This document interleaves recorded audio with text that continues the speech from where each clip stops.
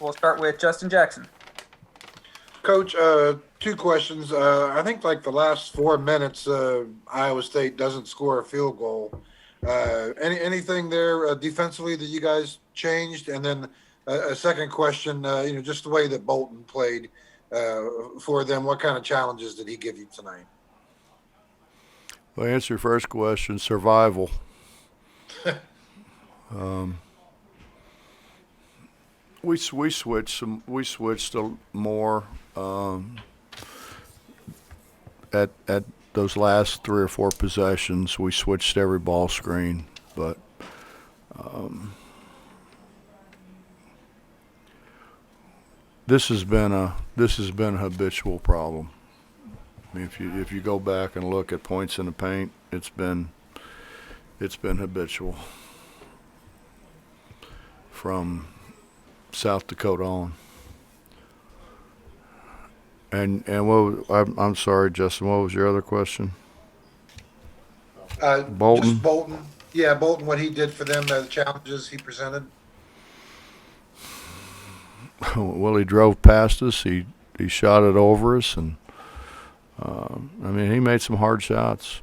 But um, we weren't ready to play. We were, and I think we're to the point now where we're like the other teams that are in the top 10. Everybody's, you go play a top 10 team, you're all fired up. Everybody's fired up. I watched Iowa State play Kansas State. They didn't play like that. They didn't drive it like that. They didn't make shots like that. They were ready to play. They were excited about playing. Excited about having a chance to beat a top 10 team. We're looking at well, they just lost to Kansas State, our guys. Even though we told them that visiting teams in our league have won 4 games. Going into today, visiting teams were 4-0 in our league.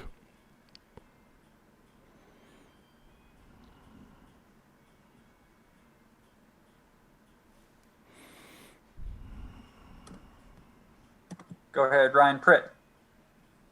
Hey, Bob, for the last 2 times I think Derek's been on here, he's come out and said that he feels like, the team is playing down to the level of teams that they're playing, kind of getting back what you were saying a minute ago. But is that, in your opinion, part of what's happening here? And if it is, I'm sure you're not happy about it, but is it kind of up to them to come out with that kind of energy level? How much can you do as a coach to make sure that they come out ready and fired up, like you said?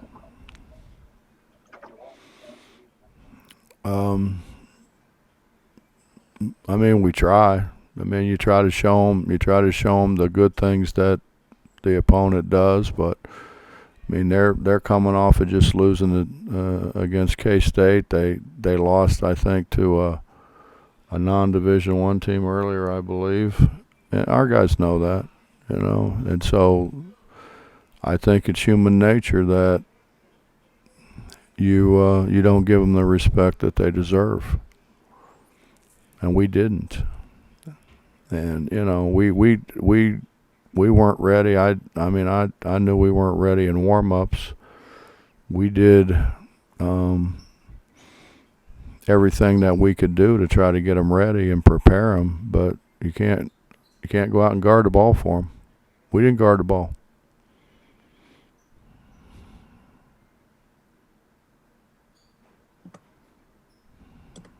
Cody Nesper. So for offense, Derek has talked about slowing down this year, and I'm just wondering I asked him the same thing, but what does that mean in kind of the technical sense of, when he gets the ball, what does it mean to slow down? It means don't drop your head and start dribbling it like he has been doing.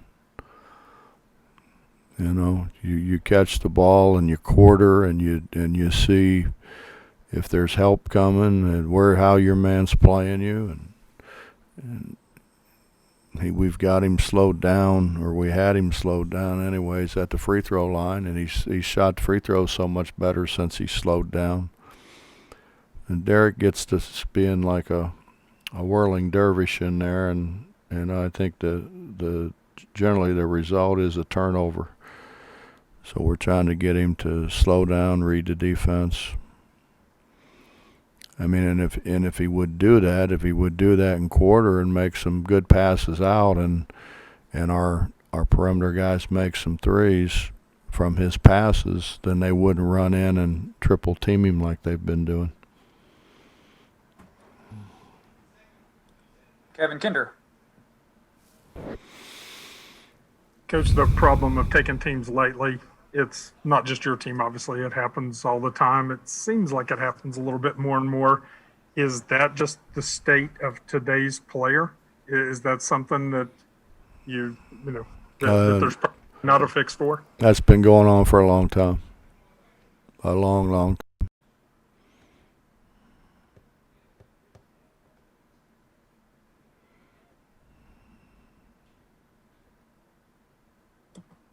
Any other questions for Coach tonight?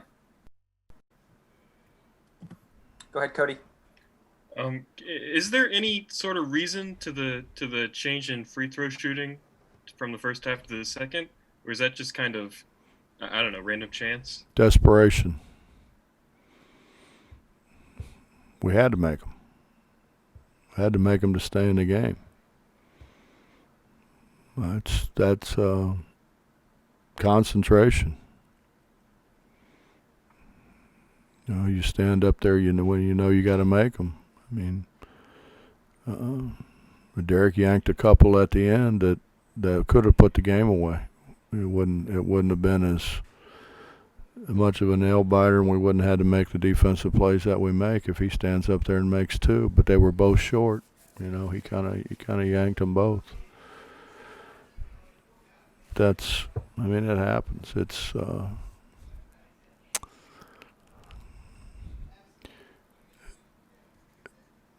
you don't know what it's like until you actually do it. When you stand up there and you've got to make a free throw, and there's 14,176 people cheering like crazy, either for you or against you.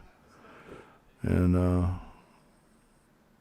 that doesn't happen now, but in the past that's the way it was, and that's a lot of pressure. There's a lot of pressure now. They knew they lose this when they're falling out of the top 10. They're probably falling down in the high teens. May anyways.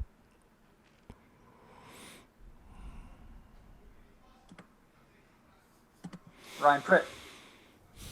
Bob, shifting gears just a little bit. Tough on Tuesday, obviously. I don't know if you got to watch them last night or not, but just early thoughts about going to Fog Allen and what's waiting for you there on Tuesday.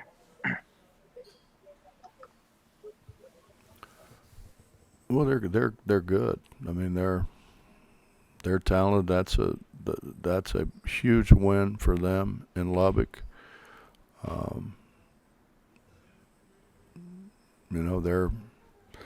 They'll have a decent crowd there, I would assume, and they're playing well. They're playing really well.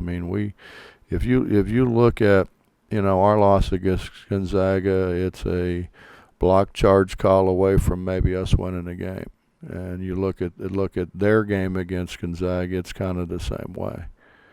And it's not. I'm not trying to blame anybody. I'm just saying, when you,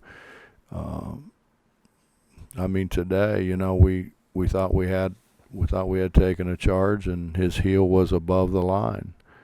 So the rule is now, and I think if you remember the Ohio State game a few years ago in the NCAA tournament, where the guy, his foot was over the line, but he wasn't touching the line or inside the line, and so they said it was, that was legal. Well, then after that they changed that. So now you can't have any part of your body in the circle, or you can't be over the circle. So,